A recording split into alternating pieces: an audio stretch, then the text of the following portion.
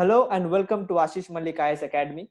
Today's topic of our discussion for UPSC current affairs is bi-monthly policy of RBI. Recently Reserve Bank of India ने अपना bi-monthly monetary policy release किया है.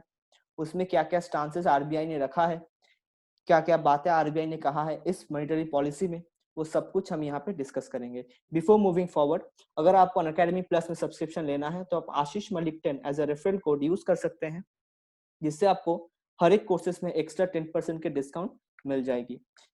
साथ ही साथ आशीष sir का लिखा हुआ book Disha 365 current affairs volume 1 and volume 2 both are available in Flipkart as well as in Amazon. आप ये बुक्स खरीद सकते हैं.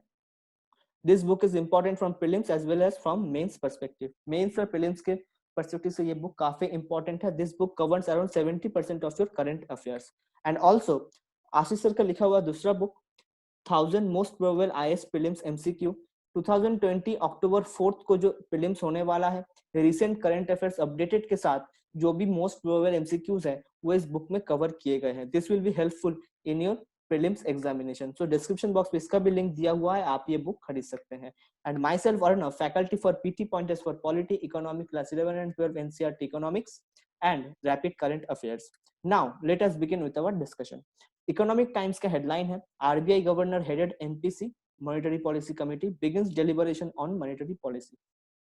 आरबीआई ने मॉनेटरी पॉलिसी को हेड किया है, मॉनेटरी पॉलिसी कमेटी जो bimonthly monetary policy release करता है और इसको हेड करता है आरबीआई गवर्नर.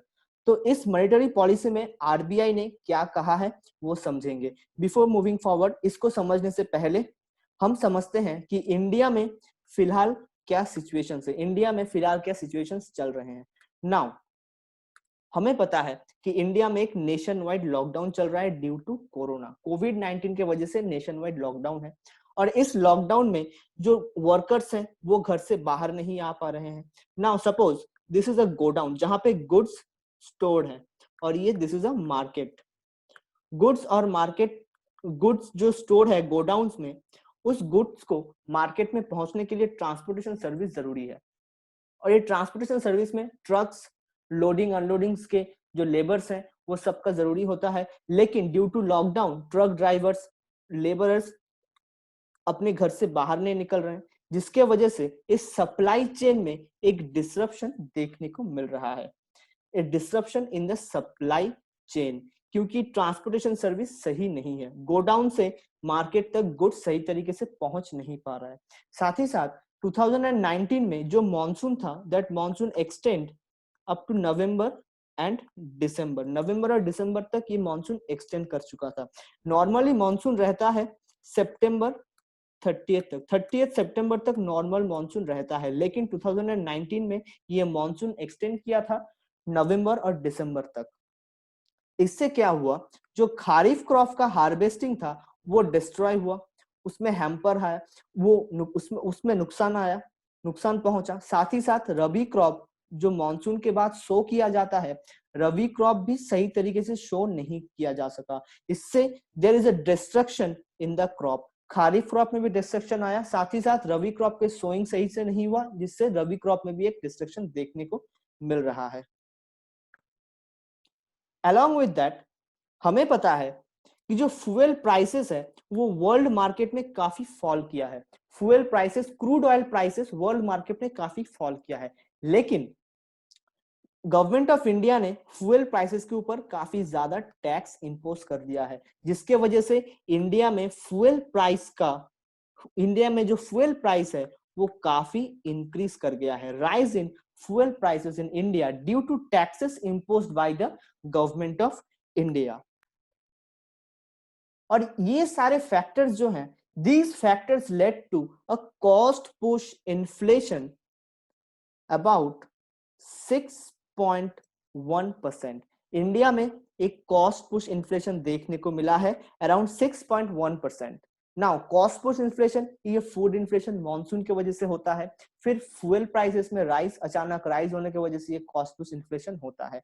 और इस कॉस्ट पुश इन्फ्लेशन में आरबीआई का कोई रोल नहीं रहता है, क्योंकि RBI only controls the money supply. RBI money supply control करता है. और हमें पता है इन्फ्लेशन का दो कंपोनेंट्स होते हैं, demand pull and cost push. Demand pull में ये मनी वाला पार्ट कैलकुलेट होता है। ये डिमांड पुल जो इन्फ्लेशन है ये डिपेंड करता है इस मनी सप्लाई से, और आरबीआई इस डिमांड पुल इन्फ्लेशन को कंट्रोल कर सकता है। लेकिन जो कॉस्ट पुश इन्फ्लेशन है, जैसे कि मॉनसून एक्सटेंड होने की वजह से फूड इन्फ्लेशन आया, फिर फ्यूल प्राइसेस राइज होने की वजह से इन्फ्लेशन आया, these are the cost push inflation. इस कॉस्ट पुश इन्फ्लेशन को आरबीआई किसी भी तरह कंट्रोल नहीं कर सकता है। आरबीआई तो ऐसे पॉलिसी नहीं ला सकता है जिससे कि फ्यूल प्राइस कम हो, जिससे कि बारिश सही तरीके से हो। So RBI has no role to play in this kind of cost push inflation. Due to this reason, RBI ने अपने मॉनेटरी पॉलिसी में कहा है कि policy rates will be unchanged. Policy rate को हम अनचेंज रखेंगे, मतलब जो रेपो रेट था वो 4% पे ही रहेगा, जो रिवर्स रेपो रेट था वो 3.35% पे ही रहेगा, जो एमएसएफ रेट था वो 4.2% पे ही रहेगा, और जो बैंक रेट था वो 4.2% पे ही रहेगा। हम इस रेट्स पे कोई चेंज नहीं ला रहे हैं, क्योंकि ये जो इन्फ्लेशन है ये कॉस्ट पुश इन्फ्लेशन है, ये डिमांड पुल इन्फ्लेशन नहीं है। ये इन्फ्लेशन मनी सप्लाई के वजह से नहीं आया है, ये कॉस्ट पुश के वजह से आया है। मॉनसून, फ्यूल प्राइसेस, इसके वजह से ये इन्फ्लेशन आया है। सो हम ये रेट्स हम अनचेंज रख रहे हैं, इस रेट्स में हम कोई चेंज नहीं ला रहे हैं। इसके साथ आरबीआई ने और एक बात कहा है दैट परचेजिंग मैनेजर्स इंडेक्स, एक इंडेक्स होता है परचेजिंग मैनेजर्स इंडेक्स।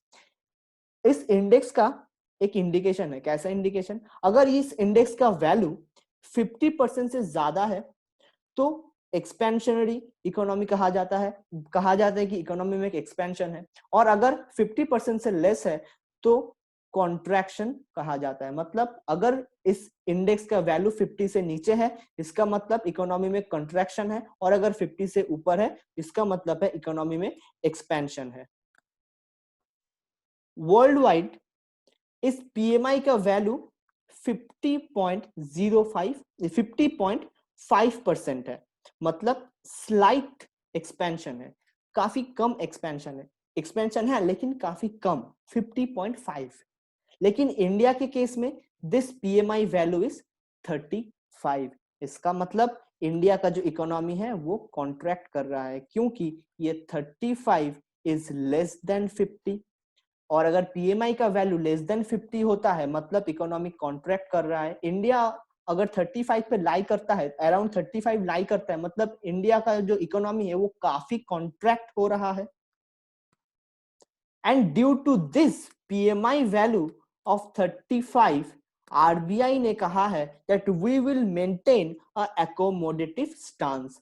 हम लोग एक एकोमोडेटिव स्टांस फॉलो करेंगे। एकोमोडेटिव स्टांस का मतलब हो सकता है इन फ्यूचर जो रेट्स हैं वो डिक्लाइन हो, वो रिड्यूस हो, मतलब रेपो रेट और कम हो सकता है, रिवर्स रेपो रेट और कम हो सकता है। ये रेट अगर कम होगा इसका मतलब, अगर रेपो रेट कम होता है मतलब कि जो इकोनॉमी में लिक्विडिटी है वो इंजेक्ट होगा, इकोनॉमी में ज्यादा पैसा आएगा, मार्केट में ज्यादा पैसा आएगा, ज्यादा इन्वेस्टमेंट होगा, ज्यादा जॉब क्रिएशन होगा, ज्यादा डिमांड होगा, और थोड़ा बहुत इन्फ्लेशन होगा, और थोड़ा ग्रोथ हमें देखने को मिलेगा। तो आरबीआई ने अपना एक एकोमोडेटिव स्टांस मेंटेन किया हुआ है, क्योंकि पीएमआई का वैल्यू 35 है, और डिमांड पुल इन्फ्लेशन बिल्कुल नहीं है। जो इन्फ्लेशन है वो है कॉस्ट पुश इन्फ्लेशन। इसके साथ आरबीआई का ये भी कहना है कि जो इन्फ्लेशन है वो इन्फ्लेशन रिड्यूस हो जाएगा। कैसे रिड्यूस हो जाएगा? क्योंकि इस साल जो मॉनसून है वो काफी अच्छा मॉनसून है, मतलब कोई एल निनो का इफेक्ट नहीं है, प्रॉपर मॉनसून आया है। इस प्रॉपर मॉनसून के वजह से जो खारिफ क्रॉप है उस खारिफ क्रॉप में ज्यादा प्रोडक्शन हम लोग एक्सपेक्ट कर सकते हैं, क्योंकि और साथ ही साथ खारिफ क्रॉप में जो सोइंग है वो that is 13% more than the normal. जो खारिफ क्रॉप में नॉर्मल सोइंग होता है उस सोइंग से अराउंड 13% मोर सोइंग इस साल हुआ है, और मॉनसून भी अच्छा है, मतलब हमारा जो खारिफ क्रॉप हार्वेस्ट होगा वो अच्छा होगा, ये फूड इन्फ्लेशन डिक्लाइन कर जाएगा। Along with that we have started an unlock process. हम लोग ने अनलॉक प्रोसेस स्टार्ट कर दिया है, जिससे हमें पता चलता है जो सप्लाई चेन का डिसरप्शन था, जो हमने पहले देखा था लॉकडाउन की वजह से जो सप्लाई चेन में डिसरप्शन आया था, वो डिसरप्शन रिड्यूस होगा। Due to that reduction in the disruption, जो गुड्स गोडाउन्स में स्टोर्ड थे, वो गुड्स मार्केट में सही तरीके से पहुंचेगा, सप्लाई चेन सही होगा। सप्लाई अगर रहेगा, इसका मतलब प्राइस ऑटोमेटिकली रिड्यूस करेगा, मतलब इन्फ्लेशन कम हो जाएगा। So due to this factors, ये जो कॉस्ट पुश इन्फ्लेशन है ये रिड्यूस हो सकता है। और साथ ही साथ पीएमआई वैल्यू 35 है, मतलब इकोनॉमी कॉन्ट्रैक्ट कर रहा है। So RBI has maintained accommodative stance due to these reasons. Now let us start with the mock questions. पिछले क्लास में जो बेरट एक्सप्लोजन था उसमें दो एमसीक्यूज मैंने दिया था।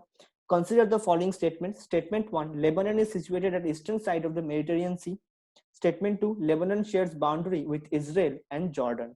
जो statement 1 है, Lebanon is situated at eastern side of Mediterranean Sea.